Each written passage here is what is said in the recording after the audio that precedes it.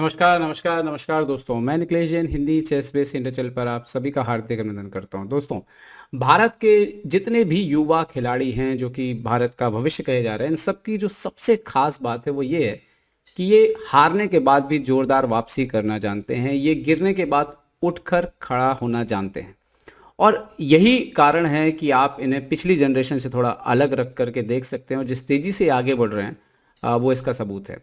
फिलहाल बात करते हैं डी गुकेश की, जो कि खेल रहे हैं बेल मास्टर टूर्नामेंट में और फिलहाल बेल में उन्होंने जो है पांचवें राउंड में तीसरी जीत हासिल की। अभी तक 5 मैच में 3 जीत, 1 ड्रॉ और 1 हार के साथ गुकेश जो है वो क्लासिकल में जो है वो सीट्स पे बने हुए हैं। 2700 की रेटिंग पार कर चुके हैं, ये तो आप सभी जानते हैं। फिलहाल 2704 के आसपास जो है उनकी रेटिंग चल रही है। कल उन्होंने अपने खेल जीवन में लगातार 5वीं बार जर्मनी के युवा और उभरते हुए खिलाड़ी विंसेंट केमर को हराया। ये लगातार 5वीं जीत रही विंसेंट केमर के ऊपर गुकेश की। तो आइए देखते हैं कि इस मैच में गुकेश ने कैसा खेल दिखाया। गुकेश इस मैच में काले बोरों से खेल रहे थे। शुरुआत हुई C4, E6, night C3, D5, D4। आपको याद आ गया होगा गुकेश और यहाँ पर ले कॉमलिंग के बीच का match. Night F6, C into D5, E into D5, bishop G5 खेला यहाँ पर इन्होंने। ओके, यहाँ पर आप देखिए QGD variation. Now bishop B4, E3 यहाँ पर खेलते हैं। और यहाँ पर मुझे लगता है कि जो भी लोग QGD एक्सचेंज वेरिएशन के खिलाफ अगर उनको थोड़ी भी समस्या जाती है, यहाँ पर ये जो रागोजिन डिफेंस है, गुकेश जिसको बार बार खेल रहे हैं, इसको आप लोग अपना जो है वेरिएशन बना सकते हैं। मुझे तो काफ़ी अच्छा लग रहा है। और H6 किया यहाँ। अब पिछला मैच हमें याद है, अपोनेंट ने बिशप H4 किया था, यहाँ पर विंसेंट ने बिशप F4 किया। डेफिनेटली पिछले मैच को देखा होगा। और यहाँ पर गुकेश इस बार G5 ना खेलते हुए जवाब देते हैं bishop F5। Okay, bishop D3, bishop D3, queen D3 यहाँ पर एक्सचेंज हुआ। नाइट G2, यहाँ sorry castle, night G2, C6 strength किया सेंटर की D5 वाले पॉन को, क्वीन के लिए जगह बनाई बाहर निकलने के लिए। और यहाँ पर विंसेंट आक्रामक रुख अख्तियार करते हुए, नॉर्मल वो कैसल कर सकते थे यहाँ पर, तो यहाँ पर लेकिन उन्होंने आक्रामक रुख अख्तियार करते हुए G4 खेला, जो एक्चुअली में इतना ज़्यादा जो है वो नहीं खेला जाता है यहाँ पर।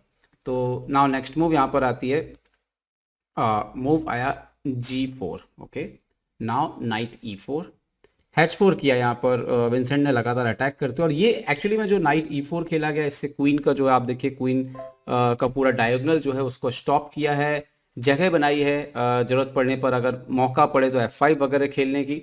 खैर यहाँ पर H4 किया विंसेंट ने लगातार अटैक करते हुए।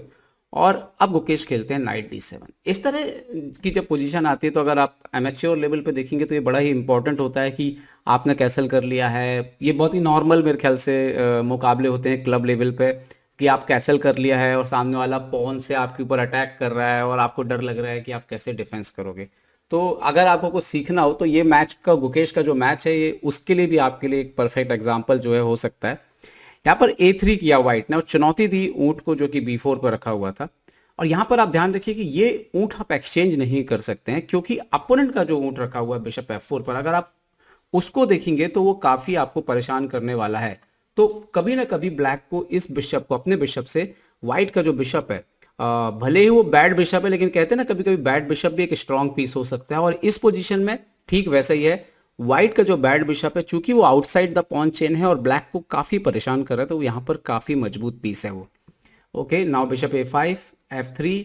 सो यहाँ पर आया नाइट इंटू C3, एक्सचेंज किया BC3। नाउ रुक E8 और किंग जो है उसको लाइन से हटते हुए किंग F2 खेल दिया। और नाउ यहाँ पर खेला, यहाँ पर इन्होंने night F8। Okay, night F8 का आइडिया जब रुक को हटाया था, अब नाइट को जो है आप एक तो G6 H7 स्क्वायर को डिफेंड करने के लिए इस्तेमाल कर सकते हैं। जरूरत पड़ने पर नाइट E6 से आएगा और G5 और F4 जैसे स्क्वायर्स को कंट्रोल करेगा। ओके, यहाँ पर उन्होंने खेला G5 फाइनली। और यहाँ पर इंपॉर्टेंट मूव H5, एक्सचेंज नहीं करना है, क्योंकि एक्सचेंज करेंगे तो रुक की फाइल ओपन हो जाएगी और वो फिर बहुत ज़्यादा खामियाजा यहाँ पर ब्लैक को भुगतना पड़ेगा उसका। यहाँ पर विंसेंट ने बिशप E5 खेला। शायद तक यहाँ पर 2-3 आइडियाज थे कि जरूरत पड़ने पर नाइट को ऊपर लाया जा सकता है, या फिर ये पॉन्स को F4 F5 के लिए उन्होंने जो है आगे बढ़ाया। क्योंकि यहाँ पर देखने वाली बात है कि अगर ब्लैक कभी भी जो है F6 के लिए जाए तो वो उसके लिए बहुत ही हानिकारक हो सकता है, क्योंकि एक्सचेंज के बाद अगर G फाइल ओपन हो गई तो वो काफ़ी ज़्यादा यहाँ पर आपको अटैक संभालना पड़ सकता है।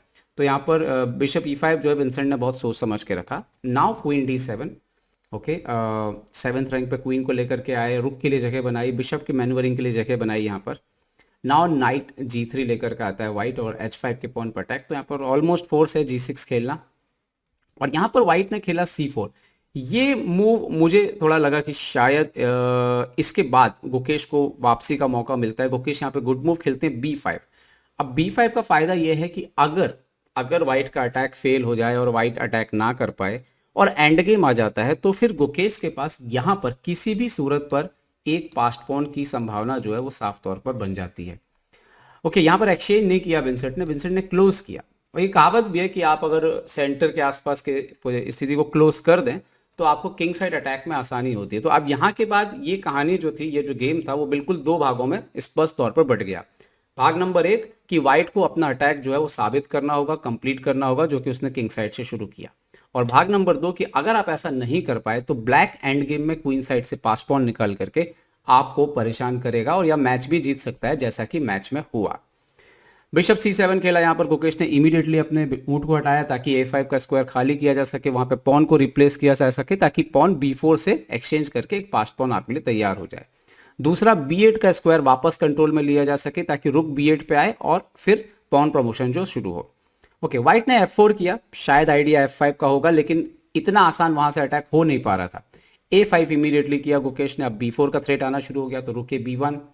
और इसी को कहते हैं जब आप काउंटर अटैक करते हो तो अपोनेंट के जो मोहरे पूरी तरह से अटैक में होने चाहिए थे, उनमें से आधे मोहरे अपोनेंट को डिफेंस में भेजने पड़ते हैं।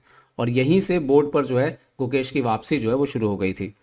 रुक D8 यहाँ पर। सो नाउ क्वीन F1, रुक B8 वापस गए, B4 का आइडिया लगाया, क्वीन H3 एक्सचेंज करना चाहते थे यहाँ पर विंसेंट, लेकिन गुकेश ने पहले बोला नहीं। पहले उन्होंने खेला नाइट E6। अब यहाँ पर रुक B3 आता है, रुक को डबल करने के हिसाब से। रुक B7 और एक बार यहाँ पर किंग G2 खेला उन्होंने। और ये जो मूव था किंग G2, ताकि क्वीन को सपोर्ट में रखा जाए, ताकि रुक को हटाया जाए यहाँ पर।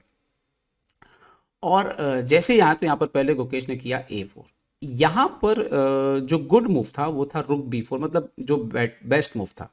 बिशप A5 यहाँ पर अगर आप आएंगे, यहाँ पर मान लीजिए कि ब्लैक आता है, बिशप A5 और रुक को पीछे जाना भी पड़ता है, तो यहाँ पर आप देखिए कि B8 का स्क्वायर पर कंट्रोल आप फिर खो देंगे, क्योंकि अब यहाँ पर रुक नहीं आ रहा है। तो ये बेटर होता है। लेकिन उन्होंने जो खेला, उन्होंने यहाँ पे खेला रुक B2 डायरेक्ट। तो यहाँ पर गुकेश ने इमीडिएटली सबसे पहले तो इस बिशप को एलिमिनेट किया। Bishop into E5, F into E5 और अब B4। और अब रुक B8 पे आने से कोई रोक नहीं रहा है।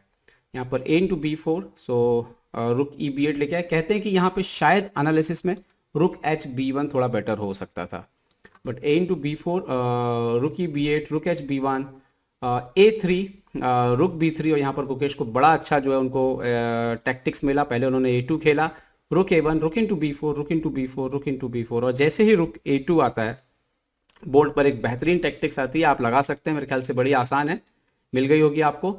रुक इंटू D4। अगर यहाँ पर आप देखिए कि एक्सचेंज पॉन से मारेंगे तो नाइट F4 के बाद जो है क्वीन जो है उसका टाटा बाय बाय हो जाएगा यहाँ पर।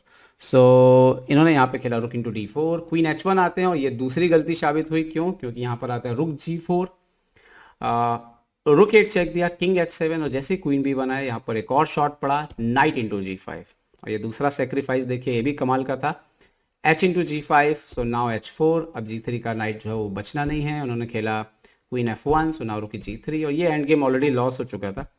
यहाँ पर क्वीन E6 हुआ और इन्होंने रुक A7 वगैरह खेला, बट आप भी यहाँ पे प्लान कर सकते हैं। ब्लैक ने वही किया, उन्होंने देख लिया कि रुक एंड गेम विनिंग है, उन्होंने खेल दिया यहाँ पर रुक into G5, queen into F7, queen into F7। अच्छा, कई लोग सोच रहे होंगे कि क्यों ना रुक से मार दिया जाए, बट रुक से मारने का कोई ऐसा खास फायदा है नहीं किंग H6 के बाद। और आगे जो है आप देखिए क्वीन G4 और चेकमेट वगैरह वहाँ पे भी लगी हुई है। तो उन्होंने खेला क्वीन F7, खेल क्वीन एक्सचेंज करके रुक एंड गेम खेलने की कोशिश की, लेकिन रुक एंड गेम ये नाकाफ़ी था, क्योंकि दो कनेक्टेड पास्ट पॉन थे। मैच चला, ये 67 मूव्स तक मैच चला, लेकिन ये ऐसा कुछ था नहीं इसमें जिसपे कहीं से भी विंसेंट केमर गुकेश को रोक सकते हो। ये प्रैक्टिकली नॉन एंड गेम है, डबल पॉन के साथ आप कैसे जीतते हैं। और आगे चल के 67th मूव में जा करके यहाँ पर विंसेंट केमर ने यहाँ पर रिजाइन कर दिया। तो एक बेहतरीन जीत गुकेश की, शानदार जीत, और इस जीत के साथ गुकेश फिर से जो है 2700 के ऊपर बने हुए हैं। साथ ही साथ टूर्नामेंट में क्लासिकल सेक्शन को जो है वो लीड कर रहे हैं। ओवरऑल जो है रैपिड, ब्लिट्ज और क्लासिकल को मिला करके फिलहाल दूसरे नंबर पर गुकेश चल रहे हैं। तो उम्मीद है कि ये गेम आपको पसंद आया होगा। कैसा लगा आपको नीचे कमेंट सेक्शन में ज़रूर मुझे बताएं। और जल्दी ओलंपियाड आ रहा है दोस्तों, और बहुत सारा coverage Hindi ChessBase India पर जो है आने वाला है, तो उसके लिए आप लोग तैयार रहिएगा। अपना ध्यान रखिए, सुरक्षित रहिए। जय हिंद दोस्तों।